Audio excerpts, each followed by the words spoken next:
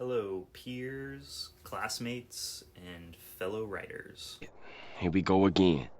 That's right, I'm back with another craft video lecture. This week, talking about details. All the little things that'll make your work cohesive and truly artistic. Like paintings by Seurat, or Frida Kahlo, or Piranesi, or whomever the detail-oriented literary equivalent might be.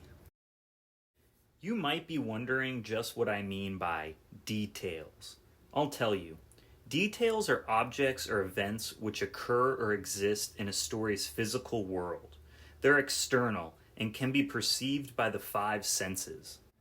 Like pieces of a set stage, details make up the fictional world in which your characters exist and interact.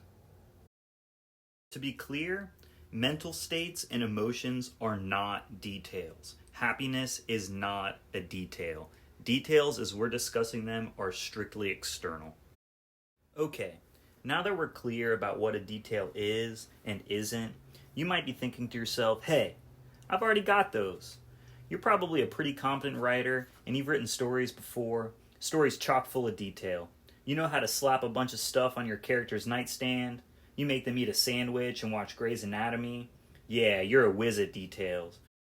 Only, you're wrong. Keep using details all willy-nilly like that, and your story's making a one-way trip straight to the garbage. Or worse. Because, like everything else in the craft of fiction, your details need to be doing more than just creating your fictional world. They need to be doing a hell of a lot more. Like establishing the author's credibility. Everyone knows it's a strong detail which makes a lie totally convincing. When someone is able to offer up an imaginative and memorable detail, their listener or reader is totally convinced of what they're being told. Generalities might raise our suspicions, but a specific and concrete detail brings us into the author's world. To see how a specific detail can convince us of a storyteller's credibility and invest us in their world, I direct your attention to David Lynch's 1986 classic film, Blue Velvet. She wore blue velvet, bluer than velvet was the night, softer than satin was the light from the stars. She wore blue velvet, bluer than velvet were her eyes, warmer than May her tender sighs. Love was all. Note the white picket fence, the fire truck, the school children. All fine details, but hardly particular or memorable.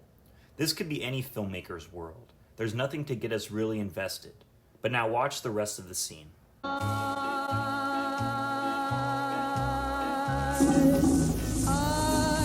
love I held tightly, feeling the rapture grow,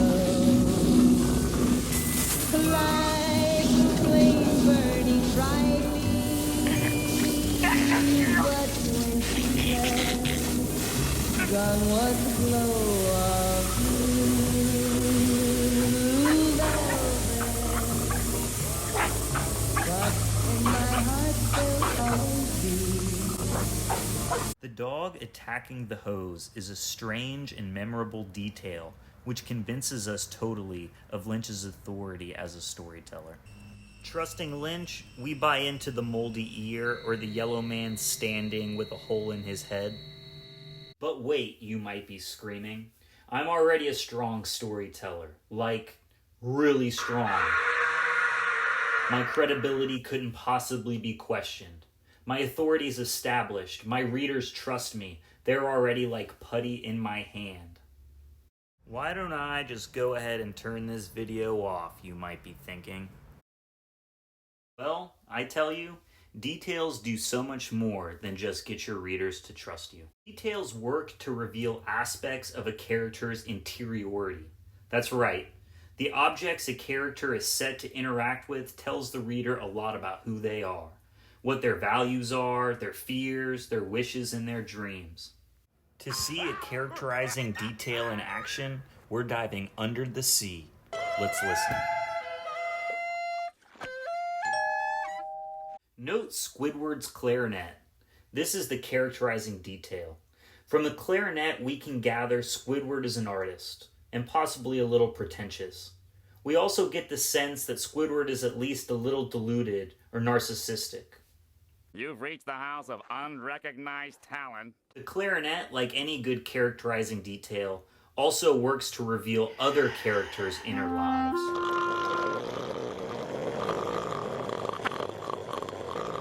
We learn a lot about Patrick here, and the potential for the clarinet to reveal aspects of other Bikini Bottom locals is almost limitless.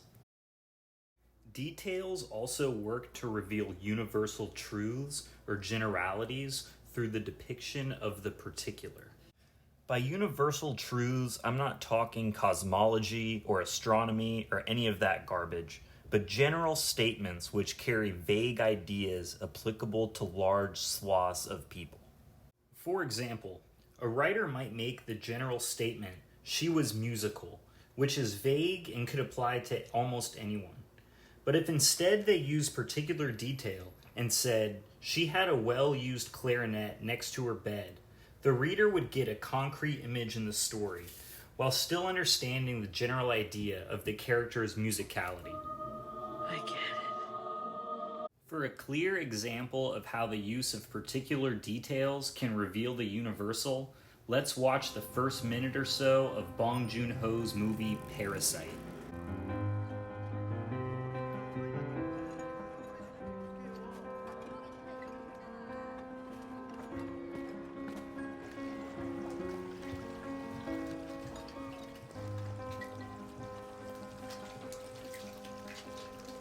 아, 망했다 이거.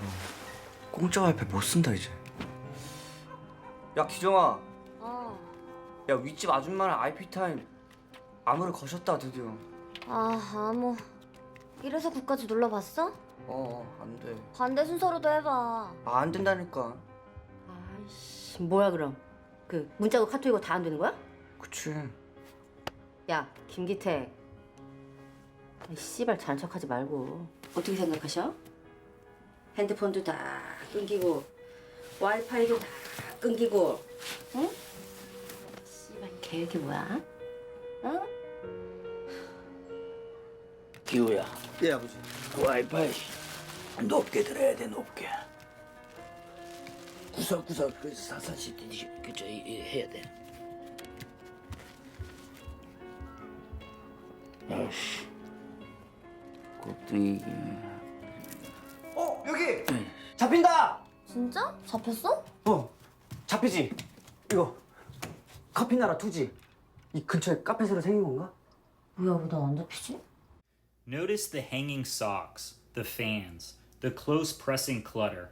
By including these specific details, we get an idea of the general truth of living in a cramped and humid home. But we understand the tight, humid home in the particular, as it looks and feels for these characters specifically. It's here worth noting that this little video expose has relied solely on movie examples to prove its points. But the thing about the film medium is that it deals pretty much exclusively in detail. As a writer, you'll be pressed to choose a select few meaningful details from a near limitless supply of possible choices.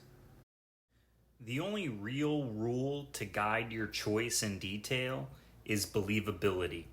You have to choose details which are true to the type of character you're writing a story around. If you have a story set in Korea about a Korean family, you'd probably be ill-advised to have them living in an American-style house. This scene from The Big Lebowski does a good job illustrating the idea of type-specific detail. Your name's Lebowski. Your wife is Bunny. My wife, Bunny? Do you see a wedding ring on my finger? Does this place look like I'm fucking married? The toilet seat's up, man. To recap, we're using details to establish our authority and credibility as writers. We're also using details to reveal the inner aspects of our characters. And finally, we're using particular details to reveal universal truths in our story. Just be sure to choose believable details. Well, friends, that's all I've got. I hope you found this video at least a little bit helpful. Best of luck as you begin to write your detailed stories.